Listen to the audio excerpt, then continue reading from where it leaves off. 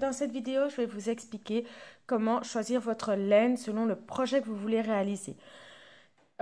Parfois, il arrive qu'on tombe sur un projet qu'on trouve hyper sympa et puis pas de chance, la laine qu'on est censé utiliser, eh ben, elle n'existe plus ou on n'a pas suffisamment d'infos. Donc, on nous dit simplement de prendre une laine, je ne sais pas moi, 100% laine ou quelque chose comme ça, mais sans nous donner de marque ou de référence.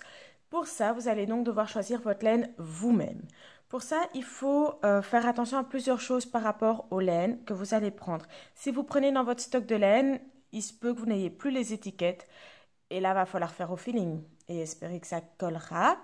Dans tous les cas, faites bien votre échantillon, surtout si vous prenez dans votre stock de laine, pour être sûr que ça va pouvoir coller. Le résultat ne sera peut-être pas exactement le même que ce que vous comptiez avoir, mais si votre échantillon correspond à celui demandé dans le modèle, les mesures devront être correctes alors. Donc, ou alors si vous avez un souci avec votre modèle. Alors, les infos à savoir, vous allez prendre votre pelote de laine et prendre votre modèle, et voir ce qui est demandé dans votre modèle ou les infos correspondantes à la laine demandée par votre modèle. Donc, si par exemple, dans votre modèle, ils vous disent de prendre, je vais prendre cette pelote-ci justement, d'utiliser la laine Catania de chez Schachenmeier. Évidemment, j'ai pris celle la plus facile à prononcer. Et que vous n'en avez pas, vous allez chercher sur Internet après le nom de cette laine pour avoir les petites infos de l'étiquette. Il est important pour que ça corresponde, que votre échantillon corresponde le plus possible à celui de la laine de base. Donc, s'il vous demande d'utiliser des pelotes comme celle-là, que c'est du coton, vous ne voulez pas du coton, il y a moyen de changer, vous pouvez choisir une autre laine. Mais vous devez vraiment essayer de faire en sorte que votre échantillon corresponde le plus.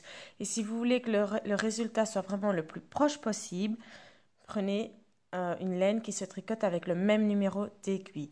C'est les choses les plus importantes. Si votre échantillon correspond, mais ce ne sont pas le même nombre d'aiguilles, le projet pourra être réalisé et ça correspondra, mais ce ne sera pas tout à fait pareil. Vous aurez peut-être un projet qui sera plus épais ou moins épais en fonction de la laine que vous aurez choisie.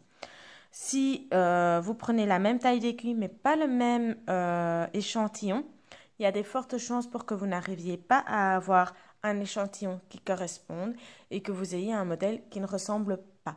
Vous allez devoir prendre des aiguilles trop grandes ou trop petites et alors vous allez avoir un ouvrage très très serré ou justement beaucoup trop large et ce ne sera pas joli.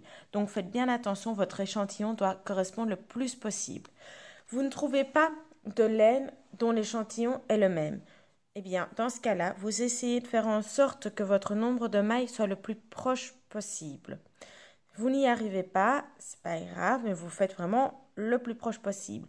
Dans le cas où vous avez un modèle qui vous indique les hauteurs en fonction des centimètres, donc vous devez tricoter, je ne sais pas, 50 cm avant de commencer vos manches en manchure, et vos emmanchures, elles mesurent autant de centimètres, alors vous pouvez juste vous baser sur le nombre de mailles, et essayer vraiment d'avoir le nombre de mailles le plus proche possible ici, et vous inquiétez un petit peu moins du nombre de rangs. Faire en sorte que, par exemple, ici c'est 36 rangs, ce sera 35 ou 34, voilà, ce ne sera pas trop grave.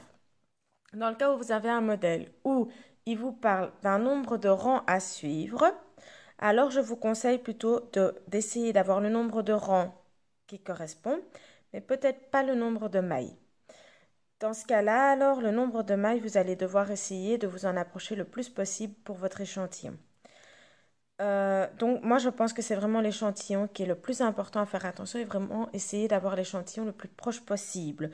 Ce que moi j'ai déjà fait, n'arrivant pas à avoir les laines qui sont vraiment les mêmes, c'est d'avoir des échantillons où c'est 25 mailles et 37 rangs.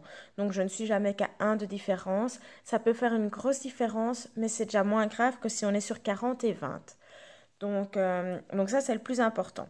Si vous voulez vraiment la laine la plus proche possible, vous allez d'abord commencer par regarder la matière de votre laine. Ici, 100% coton. La laine demandée dans votre ouvrage, si c'est du 100% coton, on est bon. On peut regarder les autres infos de la pelote. Si justement c'est plutôt comme celle-ci, du 100% acrylique, on n'est pas mauvais, mais c'est pas super top parce qu'on n'est qu'à 98% d'acrylique. Donc regardez d'abord à ça. Vous n'aurez pas toujours la possibilité de partir vraiment sur la laine que vous souhaitez, mais vous allez pouvoir vous rapprocher le plus possible. Donc si votre projet par exemple, c'est une laine, je ne sais pas moi, 98% coton et... Non, je vais reprendre l'exemple de celui-ci. 98% d'acrylique et 2% de polyester. Et vous ne trouvez pas de laine en 98% acrylique, 2% polyester, partez sur une laine 100% acrylique par exemple. Dans ce cas-là, vous vous serez rapproché le plus possible, ça correspondra. Une fois que ça correspond, si vous voulez utiliser vraiment la même matière, vous venez regarder votre taille d'aiguille et votre échantillon. Donc votre échantillon, ça reste toujours le plus important. Vous devez avoir vraiment l'échantillon le plus proche possible par rapport à l'ouvrage que vous devez faire. Ici, c'est un échantillon 20 mailles, 20 rangs. Si mon projet me demande d'avoir 20 mailles, 20 rangs, je suis bien. Si mon projet, c'est, je ne sais pas, 21 mailles, 20 rangs, c'est pas top, mais on n'est pas encore trop loin. On peut encore réussir à s'adapter. Donc, c'est le plus important. Regardez votre échantillon. Votre échantillon est le plus près possible. Vous avez la même matière et les aiguilles correspondent. Là, on est au top. Vous êtes vraiment, c'est parfait. Vous avez le même échantillon, mais pas la même taille d'aiguille. Regardez alors quel type d'aiguille vous obtenez.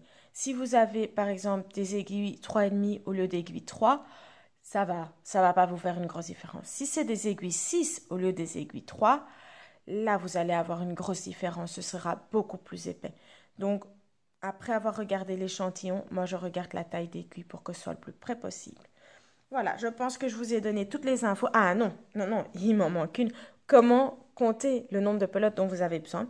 Alors, vous allez sur votre projet, vous allez voir le type de laine dont vous avez besoin. Je reprends mes 2 pelotes. Et sur votre projet, ils vous disent un certain nombre de mètres. Alors, sur votre pelote ici, ils vous disent que 50 grammes de laine, ça fait 125 mètres. Ah oui, mais il me faut 10 pelotes normalement de cette laine-ci pour pouvoir faire mon projet. Eh bien, pas de souci, vous calculez. Donc, il vous faut 1250 mètres de fil.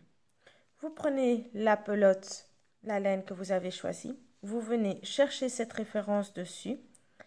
Il vous note normalement le métrage ici, 240 mètres. Il faut arriver à 1250. Eh bien, on fait 1250 divisé par 240 pour savoir le nombre de pelotes qu'il faudra. Prenez toujours une pelote dessus, une pelote en dessous. Donc, si 240, ça ne fonctionnera pas. Mais si vous arrivez, par exemple, avec des pelotes où vous avez 1236 mètres, par exemple, en faisant vos 10 pelotes, je ne sais pas, hein, imaginons, avec 10 pelotes, vous avez 1236 mètres, prenez 11 pelotes. Ça vous fait un tout petit peu trop, mais vous êtes sûr de pouvoir terminer votre ouvrage. Que si vous en prenez que 10, eh bien, vous risquez d'être un petit peu trop juste. Voilà, j'espère que c'était clair, j'espère que c'était complet et j'espère vous voir à ma prochaine vidéo. Ciao, ciao!